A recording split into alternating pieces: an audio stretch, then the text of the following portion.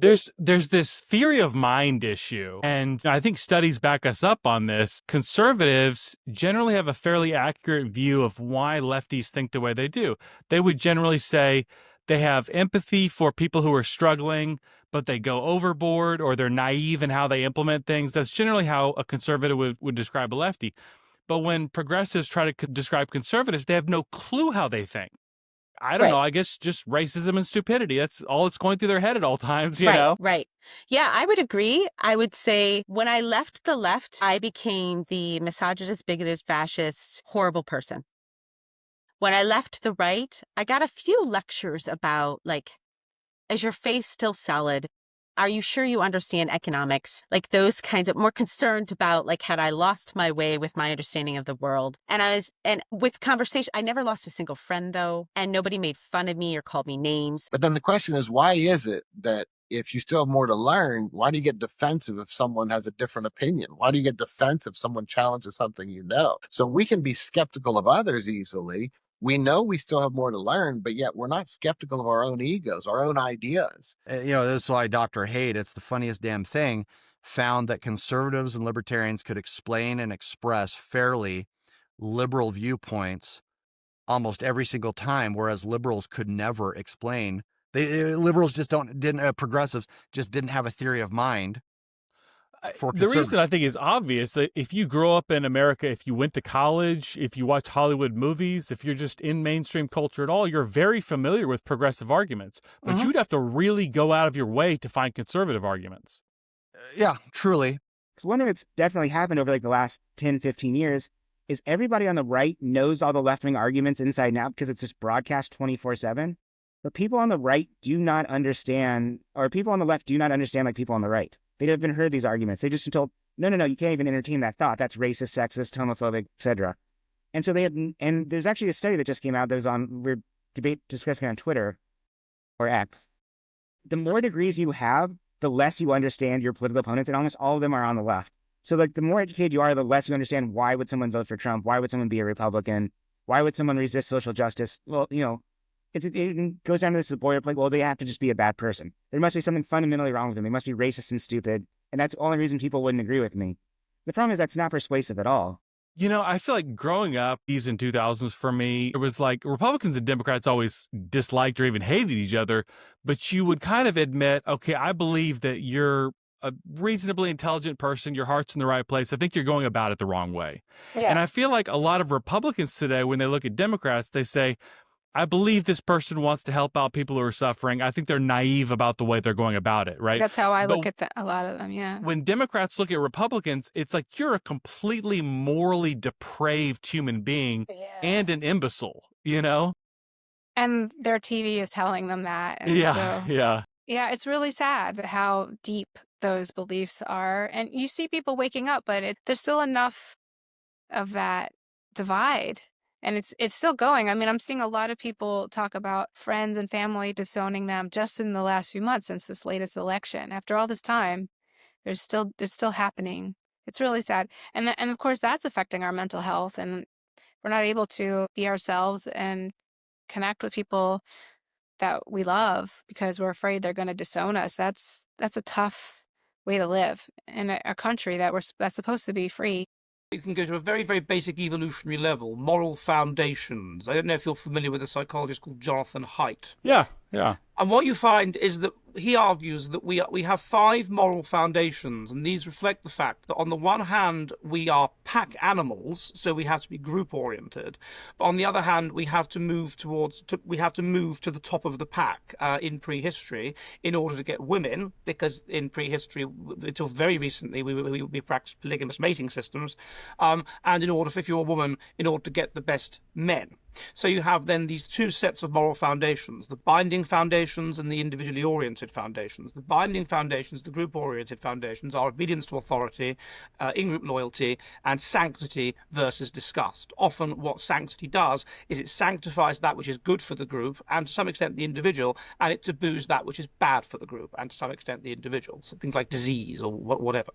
And then you have the individually oriented foundations, and these are equality and harm avoidance. Equality means you get more of the pie. Harm avoidance means you don't get harmed. So we vary on how important these foundations are to us.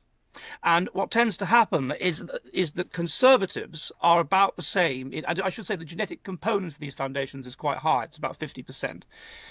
Conservatives are about the same in all 5 moral foundations. Liberals are only interested in the individually oriented foundations. They are not interested in the group oriented foundations. There are certain nuances to that, but that's essentially the difference. So what this means is that as a rule, things will tend to move leftwards. The conservative can sympathise with the liberal cannot sympathise with the conservative. So the conservative gives ground to the liberal, and things move leftwards and move leftwards and move leftwards until society is insufficiently concerned with group oriented values. And this causes dysphoria, this causes chaos, basically. This causes chaos, this causes problems. And then you get a right-wing backlash. What often happens is that the individually oriented values, people, intelligent people, as I mentioned earlier, they will imbibe the values, they will competitively signal the values, and so they will control the culture, they will move things leftwards until it comes up against a wall. And that wall is often something like a war. And then you get a backlash. I really believe most of them are just misguided. I don't believe that they're bad people. I think they just really have not thought it through, and they are hearing those messages. They're not hearing our side. They don't allow to hear our side, and when we do try to speak, we're just dismissed as hateful or uncaring or cold. I think people on the right have a slightly better understanding of the fact that we're all trying to solve the same problems. Largely, honestly, like we all want society to be better, but we all just have a different perspective on how that should be done. We all want justice, but some of us have a different idea of what justice is, and there's some credibility to both sides kind of thing. Whereas people on the left, yeah, they don't have that so much. If your conception of justice isn't their conception of justice, you're not interested in justice at all kind of thing. Yeah. I was having a conversation with somebody yesterday who was asking me to help explain Trump voters to them. Like, how can people vote for Trump? I just don't see it. And I was like, well, I think the problem is you think they see Trump the same way you do and just don't care. You see him as this racist, misogynistic, rapist. How would you vote for bigot. Hitler? Right. And you think they're just like, yeah, he's a terrible human being, but I just don't care. I'm going to vote for him anyway because I'm evil and I care about my own interests. And I'm like, I think maybe if you could try to understand how they see him, you might not agree with them at all, but you might understand how they vote the way they do. You just have to believe that they actually believe what they're telling you. And you've also seen this is much more women than men, and this is much more left wing than right wing. But a lot of people on the left and a lot of women have cut people out of their lives who don't agree with them politically. Like they're like, I will have zero contact with someone who's different than me. And there's this great quote, and I look it up if you need me to, where someone said, conservatives are always looking for converts, where liberals are always looking for heretics. Yeah. It's 1992. I can't remember the guy's name, but I'm like, that's exactly right. So like, and I think the left is going to go into this really, really, really big problem where like if someone's like say 50-50 or 70-30, like, you know, like they're kind of moderates or they're not really involved. Everybody in their life who's conservative is like, oh, you partially agree with me? Okay, let's work with that. Like, let's work on that. Let's keep talking about this. Where people on the left are like, no, like if you held that belief, you don't agree with me completely. I don't want you around. And so the right wing is just going to keep eating more and more and more and more of the middle. You know, it's kind of interesting. I was just thinking about this when you brought up Thomas Sowell. Like, if I were to say, like, oh, if you care about other people, you'll support this government program that I like. That took me like 7 seconds to say that. But if you were to like explain Thomas Sowell's position around why this is actually inefficient and often counterproductive and it kind of hurts the people that, like, if you were to lay out that argument, it takes a long time to lay out that argument, you know, and someone's going to call you a fascist before you even get there. You can't usually get your thoughts out. I've had this experience even talking to people close to me and my family. Before I can even finish my thought, they've already interrupted me and do some what about this or what about that, or they switch the subject. As soon as I actually get my point out, then they switch the subject to something else. So we never actually acknowledge the first point. It just goes in circles. It's really hard. So much of the progressive worldview has turned into, if you disagree with me on any way, you're intellectually inferior and morally depraved. Like there's no correct way. There's no like, hey, I recognize that we're both intelligent people and we have different ways of reaching the same goal. That doesn't seem to be a thing anymore. It's you're a sinner and you're dumb if you disagree with me. And you're a threat to me, right? Yes. You're holding those beliefs that are racist, sexist, homophobic, and transphobic. that is a threat to me. That is a threat to the people I care about. You're basically an evil Nazi, and I have to, if I can't change your mind, I have to protect my world from you and you people like that. Yeah, attacking you is my civic duty. Yeah, like I have a moral cause. The research on polarization, effective polarization, you can see this pretty clearly from, I think, about the 70s. You can see figures where you take people's ratings of both their in-group and their out-group, their political in-group and out-group, and rate their feelings of warmth to those groups. And you can see that since about the 70s, people's in-group affinity has remained stable. So they like their political in-group about the same as they always have, but their out-group antipathy, how much they hate their out-group, has just spiked since about the 70s. It's increased year on year on year. Really? Do you? Yeah. I mean, So I get that's so bizarre to me that because the 70s was after the civil rights movement, and a lot of that kind of like the New Deal or Great Society legislation. I'm wondering, like, what was the catalyst for the 70s? yeah, I don't know why it started in the 70s. Yeah, I don't know the history of it so much, like back before the 2000s. I'm not totally sure. I have a feeling it's related to the proliferation of electronic media. Like around Yeah. that time, people had more TVs in the home. They were like, yeah, they had more TVs in the home. They were accessible by the media more.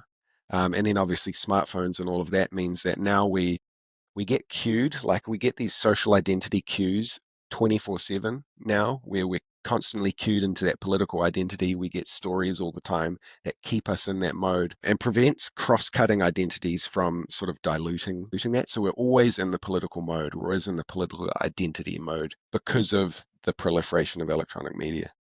That's Other things too, like material conditions, obviously environments of high stress, material deprivation, tough economic times always triggers cognitions of like tribal processes, whereby if there's a threat and we feel highly stressed, you look for people to blame. And when you have electronic media constantly talking to you about the left versus the right, your brain picks up on that like a foothold, and it triggers all these processes of like purity spirals and all this sort of stuff that just exacerbates the polarization. I spent like a lot of time, as like trying to put together what I think is like a thoughtful critique of the social justice movement. And almost any time I ran into somebody from that population who I was like trying to convince of what's going on, anytime I run into somebody, they're like, but what about Trump? It's just like completely ignore it. And that's what I like about your book, because, well, I guess you call it political, but it's not. You're just laying out what ideas and facts. You're not talking about political figures. And if you do, you talk about just specific incidents. You're not campaigning for one or the other. You're just talking about ideas or things that happened in the moment. There's such like a disconnect between your knowledge production America, your like white collar professionals, educated class, versus your blue collar working class, a lot of rural America that grows the food and does the trucking. There's this massive gap. And, we talk about how you have to be so, like in my program, how you have to be so sensitive to kind of any other type of identity group. But there's like probably a majority of Americans that we have no clue how to work with, like people who didn't go to college. It's just like we can't relate to them.